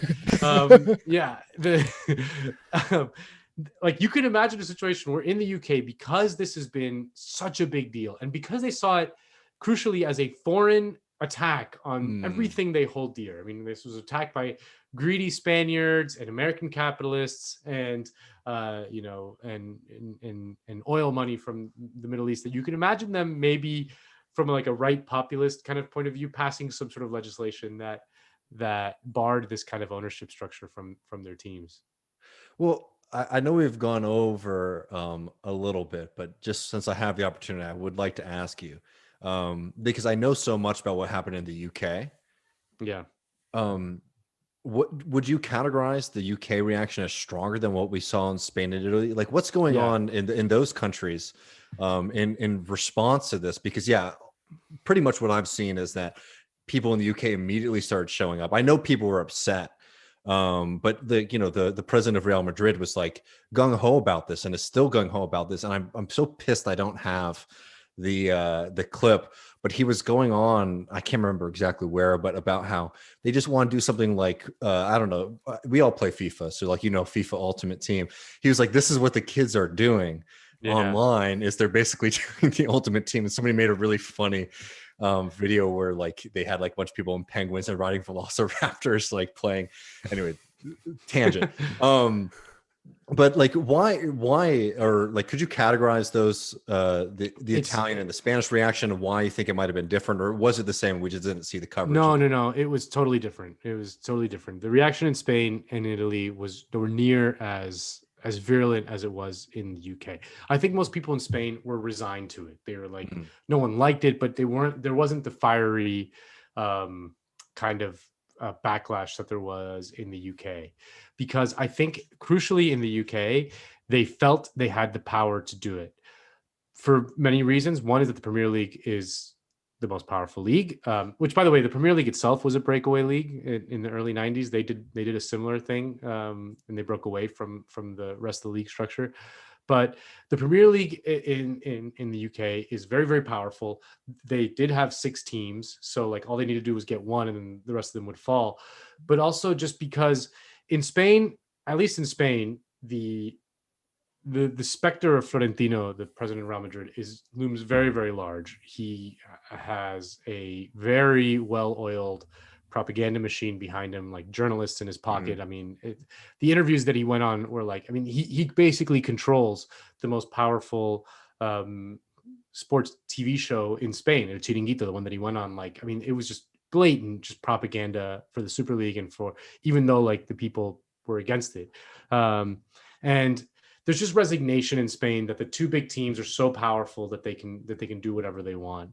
Whereas in the UK, they maintain both culturally, but also through the way that the leagues are structured, way more of a domestic league love of their leagues. Like in the UK, they love their like 3rd division team, and that they go and the fans go crazy and they fill the stadiums. Like, it's just not the same in Spain and Italy. They don't have that same level of culture around going to the grounds and being with your mates and having a pint and the thing. It's a different type of thing, and it's interesting to look at the reasons why that is. But that's what it is. Like the UK was completely different, and that's what I always assumed the Super League would never happen, because I was like, the British will never allow something that would affect their local league. They just wouldn't allow it. It just and it turns out I was right.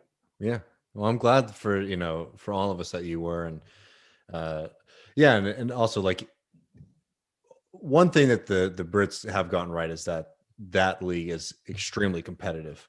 Which is actually pretty unique. Well, because they do more of a profit sharing. They do more of a generous profit sharing. They understood that the strength of the league is what's going to make them dominate the world, right? So whereas the Italian clubs and the Spanish clubs were more short-sighted, the big ones, they were like, no, we create all this value, so we take all the value. The British system is much more egalitarian, as is the German system, but just the German system was like started from like a much smaller place. The German league has never been as big as the British league, but the British league distributes its revenues more generously, which really was a rising tide lifts all boats, because as they did that, it's the sort of, after the big 3 in Spain, the 4th biggest team, say Valencia or Sevilla or whatever, big, successful teams, they can't compete for wages with the last place team in the UK. Sometimes you'll see players leave decent mid-table to upper middle table teams in Spain for a 2nd division team in the UK, because there's so much more money there now. This is a relatively new phenomenon, and it's because of the way the Premier League has been very savvy about understanding that it's the competition that matters, and that we're selling the competition. We're selling the league.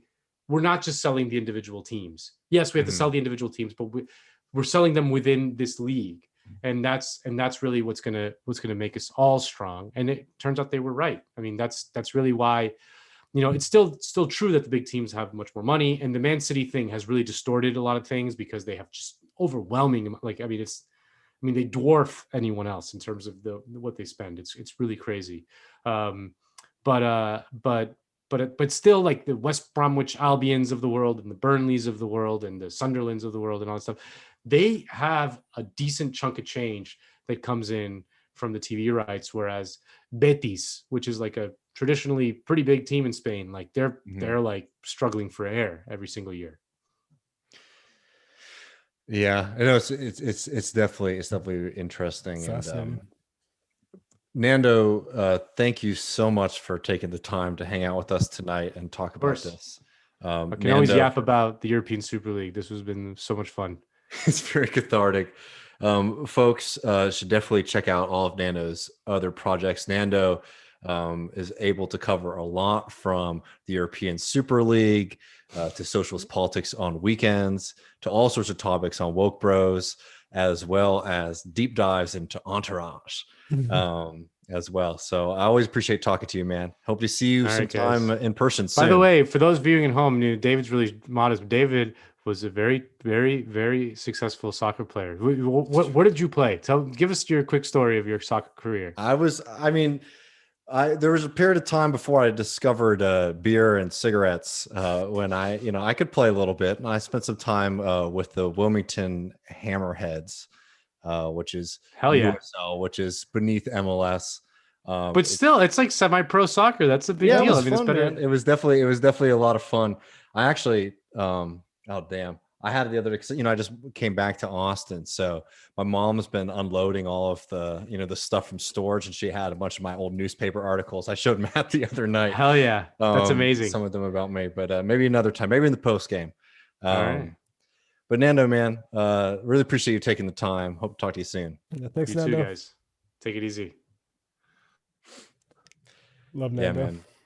That's fascinating. I mean, talking about ruling class splits is very interesting sometimes, when it's like a sovereign nation that's just like, well, I'm not going to blow my investment in the image of, just bankrolling soccer for this sort of little get rich quick scheme that you guys are doing. That is so funny to me. I don't know why.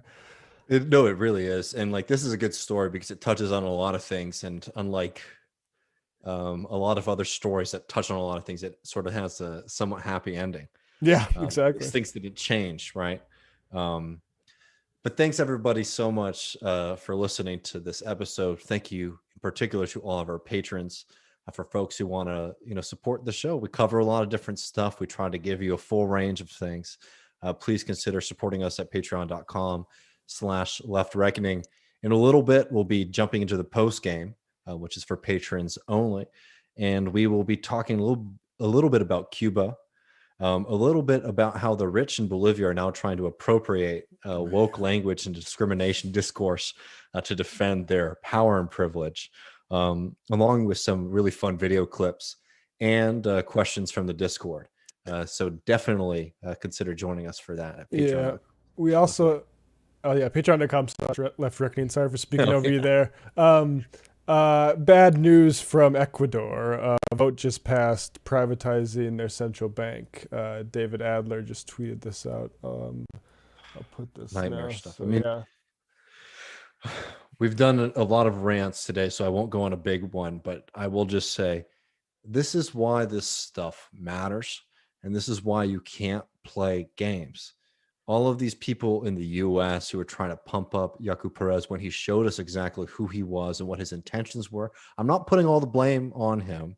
Not that I want to spare him any criticism. I just don't think it's worthwhile for us to have fanciful critiques and understand moments where we could have done better. But this is why this stuff is not a game. And for all of especially the kind of American academic class that want to play games about what he was representing, what he was trying to do. This is the consequence of those losses, and it's devastating. Yeah, and speaking of those American academic classes, I've learned a lot from academic press publishing, but also Christian Cinema's published shit in that, right? There's, and so people need to be on notice about that stuff. And I think instead of lecturing the left, I think take a little bit more stock about what's going on in academia. Yep. And she was somebody who was citing continental philosophy and all sorts of radical stuff. Right? Yeah, exactly.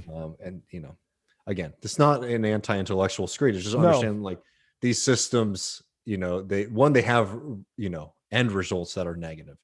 And you have to understand that, like, especially in the United States, we've created an entire industry to defang radical movements. You should look at what the CIA was doing for years and years and years when they were trying to pump up domestically cultural critiques versus structural and economic critiques. Should be noted, and this is nothing against people in the field in philosophy or literary criticism or things like that. At most universities in this country, if you want to read Marxism, you don't go to the economic department. You go to the literary criticism department or the philosophy department. Yep. Look, I'm a product of a philosophy department myself. So again, I'm not criticizing people who are doing that. I'm just saying there is a reason that they wanted to compartmentalize these movements into certain fields so that they could defang their radical and revolutionary potential and just use them as ways to criticize art. Mm-hmm. Absolutely. But we'll see y'all. We'll bring this energy on the other side. Yeah, we'll a little after 10:30, 9:30 Central. Yeah, see you folks in a little bit. Patreon.com/leftreckoning.